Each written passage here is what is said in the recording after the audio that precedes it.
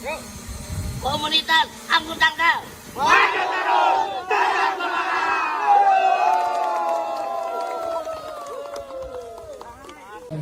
Jangan lupa nganggur hari ini, hijaukan bumi, jalin silaturahmi. Salam pengangguran. Yes, yes, yes. Anggora spesial 2000. Terima kasih. Halo, assalamualaikum warahmatullahi wabarakatuh. Baik lagi di channel Pemuda Nganggur. Jalur Penganggur hari ini, hijaukan bumi, jalin silaturahmi. Oke teman-teman, pada video kali ini saya akan membahas beberapa minggu yang lalu saya sempat diundang nih di acaranya komunitas anggur Tangerang Selatan gitu untuk menjadi narasumber. Sebenarnya saya masih belum pantas untuk jadi narasumber ya tapi yang apa-apa lah, saya berusaha. Dan terima kasih untuk Om Roy dan teman-teman komunitas anggur Tangsel dan juga Angola Garden dan juga Kementerian Pertanian Indonesia. Ya, saya juga sempat dapat sertifikat penghargaan nih. Aris Munandar sebagai narasumber partisipasi dalam diskusi pertanian modern dan problematika dalam budidaya anggur di Indonesia.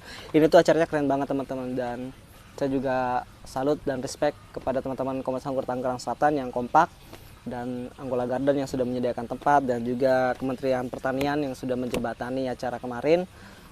Dan pada intinya acara kemarin itu wah, gila banget sih. Saya tuh nggak ada apa-apanya dibanding para audiens yang hadir. Di sana juga ada beberapa peneliti anggur seperti Bu Sri dan yang lain-lainnya gitu. Dan dari acara kemarin itu progresnya masih berlanjut sampai sekarang dan sudah terbentuk asosiasi pengangguran Indonesia. Itu juga akan menjadi progres anggur di Indonesia ke depannya. Mudah-mudahan kita doakan anggur Indonesia ke depan semakin maju. Jadi pada intinya video kemarin saya sempat jadi narasumber dan sekilas acaranya tuh seperti apa nanti kita akan saksikan. Namun saya nggak bisa full record, nggak bisa full handle karena memang acaranya tuh dari awal sampai akhir tuh emang panjang guys. Jadi sayang banget sih kalau kemarin nggak datang gitu. Mungkin nanti acara lain kita akan berkesempatan bertemu kembali. Untuk selanjutnya dalam narasumber kita akan membahas mengenai perawatan ya, bagaimana perawatan membudidaya buah anggur. Dan tentunya hari ini selain Bapak Lutfi, kita juga kedatangan dari Bapak Aris Munandar selaku Pemuda Nganggur. Untuk waktu dan tempat kami persilakan. Kayaknya bukan Bapak ya, masih muda ini ya. AA kali ya, lebih tepatnya AA. Ibu sampai ketawa coba kasih lihat Bapak kok yang berdiri anak muda ya Bu. Oke, silakan Mas. Baik, bismillahirrahmanirrahim. Assalamualaikum warahmatullahi wabarakatuh. Waalaikumsalam warahmatullahi wabarakatuh. Yang terhormat Ibu Retno, Om Roy dari komunitas anggur Tangsel dan teman-teman pengangguran se-Jabodetabek. Jadi sebenarnya kalau saya dijadikan narasumber masih belum pantas karena di depan saya ini adalah guru-guru saya. Saya banyak mengambil ilmu di depannya ini semua.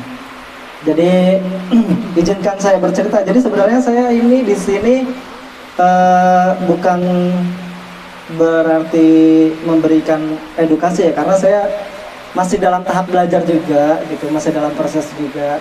Karena anggur ini kalau kita berbicara perawatan sangat kompleks sebenarnya. Kita mau ngarah kemana dulu gitu.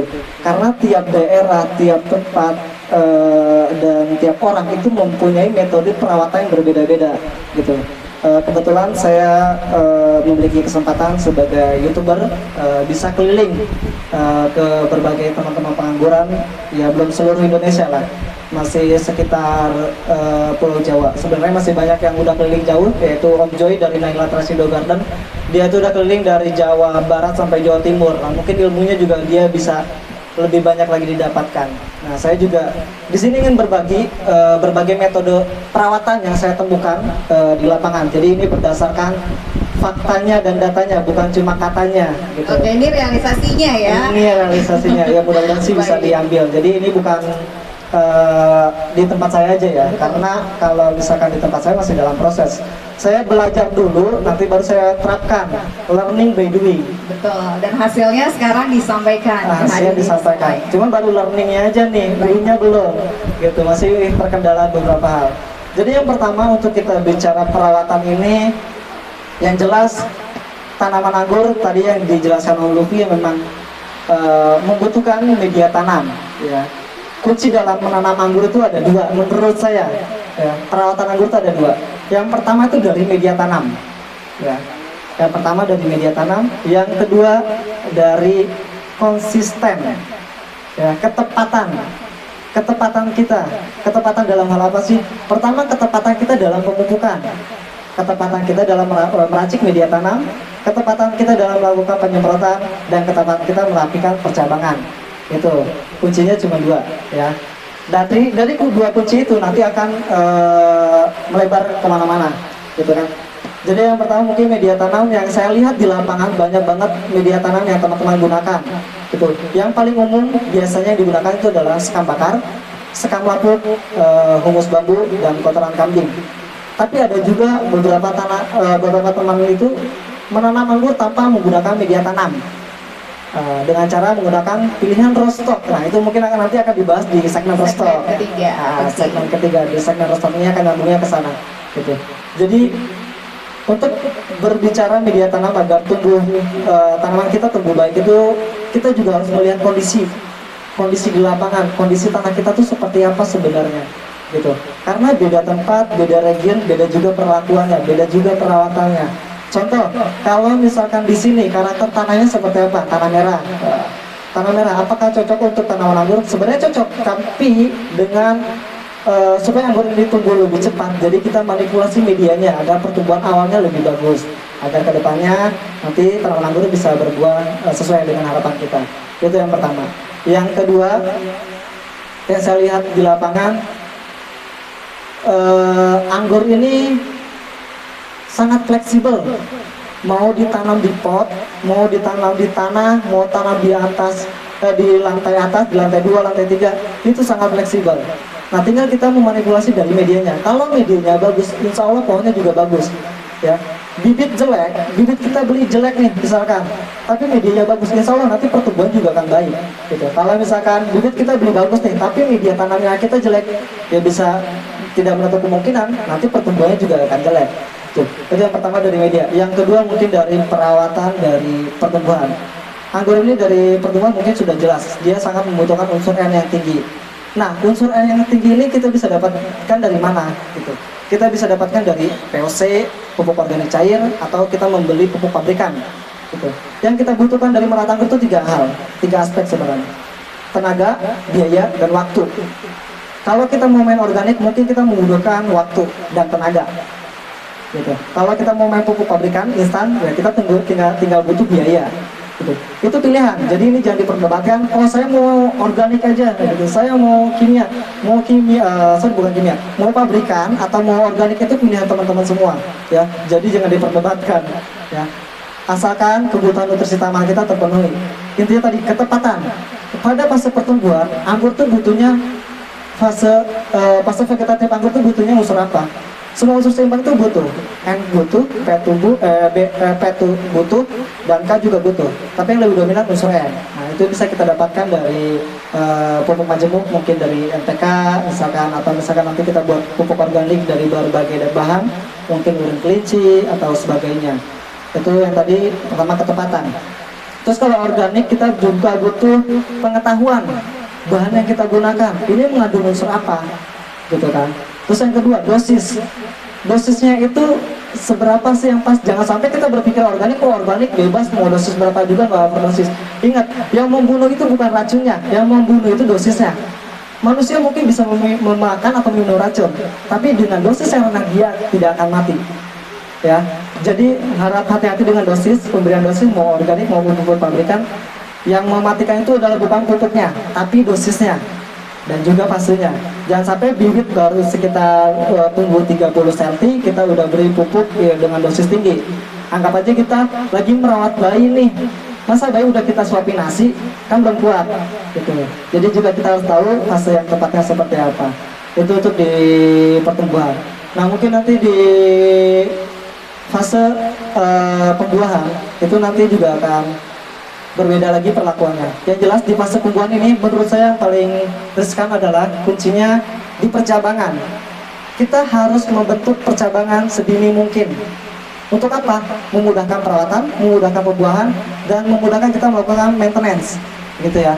Jadi jangan sampai ini sih metode yang saya gunakan. Jadi saya juga lihat beberapa teman-teman ada yang menggunakan metode verbola yang tanamannya tumbuh liar dan dibiarkan begitu aja.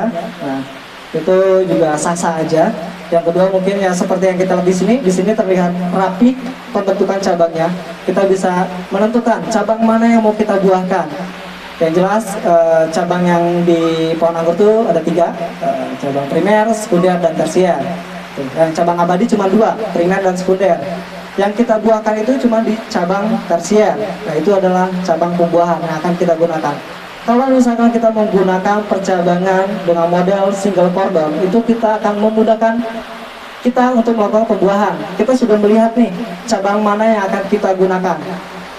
Kalaupun kita tidak membentuk percabangan, yang penting kita tahu cabang mana yang kita buahkan, gitu. Dan satu lagi kuncinya adalah axle brake. Ya. Axle brake ini sudah teman-teman pengangguran mungkin sudah tahu. Mungkin yang belum tahu, axle brake ini adalah akselerasi dan brake, artinya rem dan gas. Jadi kadang kalau kita membentuk tajuk nih single cordon ke kiri dan ke kanan, biasanya yang satu panjang, yang satu pendek. Nah, disitulah fungsinya axle brake, menahan nutrisi agar nutrisinya kebagi ke cabang yang lain. Gitu. Ini juga ilmu, ini juga saya dapatkan dari Om Neki, gitu kan. Sebenarnya dasarnya dari Om Thomas, Om Neki yang menaikkan lah metode ini. Saya juga banyak belajar sama dia. Jadi mungkin itu yang bisa saya sampaikan. Saya selama saya keliling, saya juga melihat. Jadi saya terapkan itu, saya melihat dulu metode yang teman-teman lakukan. Jadi modelnya itu ATM, amati, tiru, modifikasi. Kalau misalkan kita amati nih, coba kita tiru di tempat kita, wah kurang bagus, kita modifikasi gitu. Kalau kita amati, kita tiru dan sudah cocok, ya sudah, itu aja. Nah, sebenarnya masih dalam di anggur ini, Bu Ratno, Pak Roy, menurut saya belum ada pagu yang pas, peraturan yang pas. Anggur itu cocoknya ini loh, karena memang beda region, beda lagi perlakuannya. Ya, di dataran tinggi perlakuan seadanya, buahnya tumbuh bagus dan maksimal, darinya size-nya juga lumayan cukup besar. Tapi kita kalau turun ke dataran yang rendah, nah itu juga sudah beda lagi perlakuannya. Mungkin itu aja yang dapat saya sampaikan. Kurang lebih mohon maaf. Assalamualaikum warahmatullahi wabarakatuh. Waalaikumsalam warahmatullahi wabarakatuh. Gimana untuk hadirin yang menyaksikan langsung Mas Lutfi berbincang mengenai perawatan budidaya anggur, ada yang ditanyakan? Kami persilakan. Tidak, mohon maaf Bapak Ibu, mungkin ada, oh ada, silakan Bapak, mungkin bisa dibantu mic-nya. Mohon maaf Bapak, sebelum bertanya izinkan Melisa untuk menginformasikan terlebih dahulu untuk plat mobil 7643, benar? 7463 menghalangi mobil yang akan keluar. Terima kasih, silakan Bapak, kami persilakan untuk pertanyaannya. Terima kasih. Assalamualaikum warahmatullahi wabarakatuh. Waalaikumsalam warahmatullahi wabarakatuh. Kebetulan saya senang anggur. Senang anggur, silakan Pak. Tapi termasuk ke golongan yang hampir putus asa gitu. Betul. Curhat ya Pak ya, baik Waktu silakan. saya awal anggur itu, saya beli dari beberapa rekanan komunitas, dari Cilacap pernah, dari Tangerang pernah, dari Serang pernah, dari Depok pernah, ada mungkin kurang lebih hampir 40 sampai 50. Waduh. Ini semua jenis beli Pak. Dari berbagai daerah ya Pak ya. Saking antusiasnya begitu udah numbuh kan, bulan pertama kan bagus ya. Setiap hari sambil dengerin burung, ngopi, ngeliat di teras begitu, di Halaman. lempar ke grup itu seneng ya. Iya. Tapi begitu di bulan yang kedua, bulan ketiga sudah mulailah kena penyakit, namanya ada yang daunnya menjadi keriting dan sebagainya, sehingga pada akhirnya sempatlah namanya putus asa. Oh mungkin bibitnya kalau kecil, lihat di komunitas ada yang sudah merambat panjang 5 meter, geser ke rumah deh kan gitu. Batangnya sudah gede Pak, geser. Ternyata juga sama. Poinnya sebelum jadi kalau saya lihat di YouTube ataupun di ini, modelnya beda-beda. Betul. Setiap komunitas beda, perlakuannya beda. Jadi user itu bingung Pak. Iya. Mana sih sebetulnya ada standar? Kalau di daerah yang ketinggian berapa itu seperti apa perlakuannya? Saya yakin sebetulnya kalau dikumpulin komunitas-komunitas nanti akan ketemu klunya sama nih. Iya. Kandungannya atau seperti apa? Harapan saya seperti itu Pak. Sehingga user seperti kami yang nggak sempat untuk komunitas nongkrong ngopi itu bisa ada solusinya. Harapan masif itu apabila kami bisa melakukan membeli bibit, kemudian mengikuti SOP yang ada di dalam guidance, apakah itu buku atau itu seperti apa, hasilnya bisa bagus. Dan kita hanya ngukur 6 bulan. Saya sekarang malu Pak, ini udah usia yang ke 7 bulan atau 8 bulan gitu. Kapan nih undangnya pernah berbuat belum? Pernah. Tapi ya tadi Pak masih. Terus ternyata si ibunya pernah ke sini kan, udah itu Angola aja, coba panggil si Angola kan gitu. Sempat konsultasi sama Angola juga. Akhirnya ketemu sama jodohnya dari sini nih, dari sini. Saya undang lah ke rumah, gesek deh kan gitu. Lu apain deh, lu coba dilihat deh gimana caranya nih, goalnya seperti itu. Jadi harapan kami selaku user, mungkin masukannya ada mungkin dari komunitas-komunitas ini kumpul, ada mungkin semacam standar, apakah itu daerah tertentu seperti apa. Kalau perlu, saya yakin bisa lah dengan adanya pemerintah kan sebelumnya bisa difasilitasi juga untuk dari standarisasi bibit itu, misalnya tadi outputnya ada. Dari sisi ahli-ahli pertanian kan banyak juga kan gitu.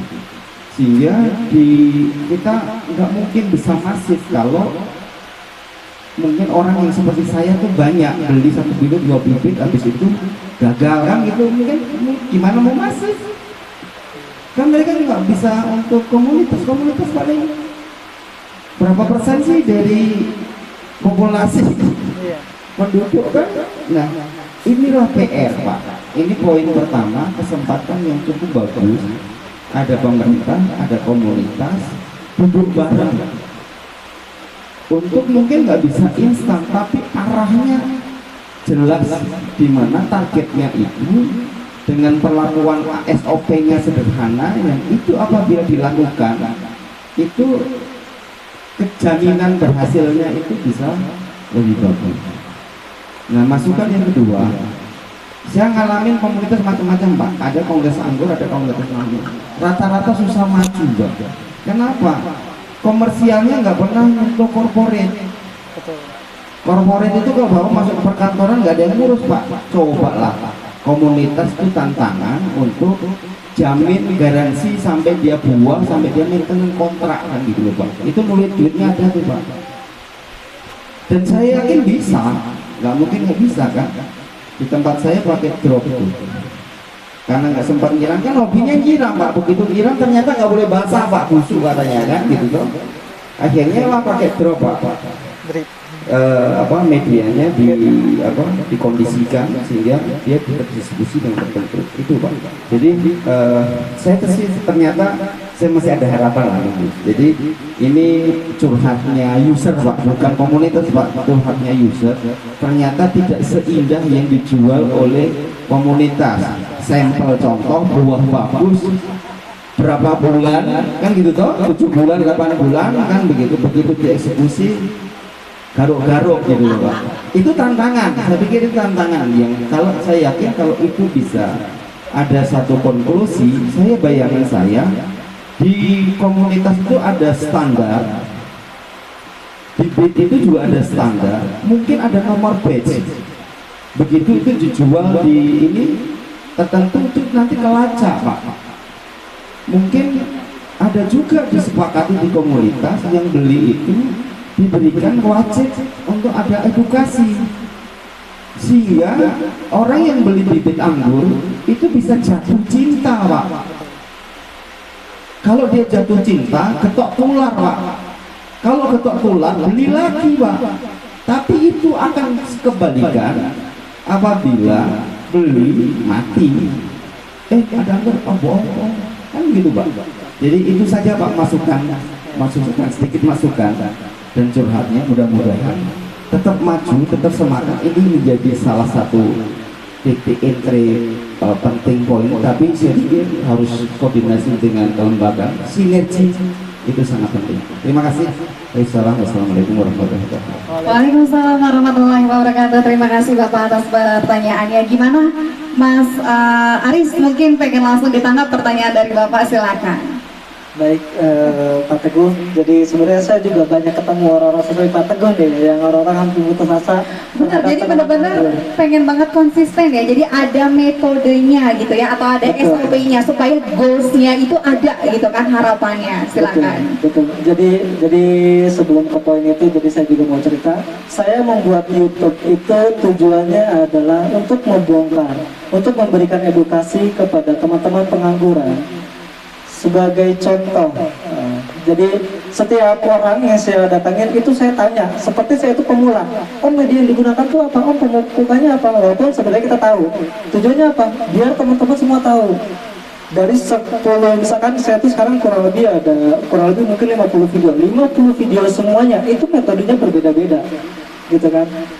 Tapi maksudnya kalau misalnya kita melihat video di daerah, saya misalnya ke daerah Bogor nih, kita lihat metode apa yang dia lakukan, kita coba yang sesuai dengan daerah kita, gitu. Beda dengan cerita kalau misalnya kita membuat buah dalam pot, Om Lutfi jagonya nih, mungkin bisa mengikuti metodenya Om Lutfi, gitu kan. Cuma kalau misalkan dari keseluruhan saya keliling-keliling Pak Teguh, dua yang saya ambil kesimpulan, semua perlakuan memang berbeda-beda. Ada yang menggunakan pabrikan atau organik. Yang mereka lakukan adalah memuliakan media tanam. Itu yang pertama. Entah itu dia memberikan unsur agen hayati seperti mycorrhiza, trichoderma dan sebagainya, atau mereka mengganti media yang lama dengan media yang baru. Intinya memuliakan media. Dia mengganti terus media yang baru agar pohon itu tumbuh dengan sehat. Yang kedua adalah ketepatan dan rutinitas. Dia tuh konsisten. Kalau misalkan gua mupuk 2 hari sekali, ya udah mupuk aja 2 hari sekali, gitu kan, dengan dosis yang rendah, misalkan. Ada lagi mupuk dengan seminggu sekali, dia seminggu sekali terus menerus. Ada lagi yang mupuk sebulan sekali, dia sebulan sekali terus menerus. Kan dosisnya yang berbeda-beda, gitu. Intinya kuncinya tadi ketepatan. Kadang kan kita kalau udah jenuh, udah bosan, males. Pohonnya juga udah nggak berkembang, jamur juga banyak, udah malas nyemprot. Kembali lagi ya, tadi di percakapan kita di awal adalah konsistennya seperti apa. Iya, dan penanganan ketepatan. Betul. Dia ketepatan. Jadi yang membunuh itu bukan dosisnya, tapi yang membunuh itu bukan pupuknya, tapi adalah dosisnya. Gitu. Jadi kadang pohon itu terhambat tumbuh karena memang mungkin terlalu banyak pupuk yang kita berikan, terlalu masif gitu kan. Jadi apalagi kalau kita membuka pupuk yang belum kita ketahui kandungannya gitu kan, Mas Sabri. Kita lihat YouTube ini nih, oh YouTube ini pakai ini, kita pakai. Kita lihat YouTube ini nih, kita pakai. Padahal belum kelar nih yang kemarin juga. Betul. Jadi kita harus punya mentor sebenarnya. Harus punya mentor. Satu mentor, kita ikutin dulu mentor yang ada. Kalau misalnya gagal, ganti. Kita cari metode yang lain seperti itu. Terus untuk kedua mungkin masalah SOP penjualan bibit gitu kan ke depannya. Mungkin Om Roy lah yang akan menghandle bagaimana caranya ya teman-teman komunitas, biar nanti ya seperti yang Pak Teguh tadi bilang, biar pembeli juga tidak putus asa dan tidak benci terhadap tanaman anggur, jadi yang ada malah jatuh cinta gitu ya. Betul, karena ada harapan goals-nya gitu ya, ada nama budaya anggur. Karena memang anggur ini saya dari zaman kurang lebih saya main anggur tuh dari 2016. Sebenarnya memang konsistennya itu saya 2020, tapi anggur tuh naiknya dari sebelum pandemi. Sebelum pandemi itu udah mulai naik, pas pandemi itu naiknya meningkat pesat, hampir 100 kali lipat ya, makin ramai sekarang. Gitu. Jadi ya anggur ini akan terus naik ke depannya, mungkin dengan SOP yang akan dibuat ke depannya agar bibit anggur ini menjadi standar nah, dan ada edukasi yang akan diberikan dan perjanjian kontrak lah bahasanya ya Pak Teguh ya, biar si user atau customer ini nggak bingung, nggak kayak anak kehilangan bapaknya gitu kan, mana nih gitu, gimana cara menanam, kita beli bibit selesai ya udah gitu. Kalau bibit mati kita bisa beli lagi, cuma kalau kita nggak ada ilmunya beli lagi kan repot. Ya lebih baik kita cari ilmunya dulu baru kita nanam bibit, atau kita cari mentornya dulu baru kita bibit. Mungkin itu aja. Mohon maaf. Assalamualaikum warahmatullahi wabarakatuh. Waalaikumsalam warahmatullahi wabarakatuh.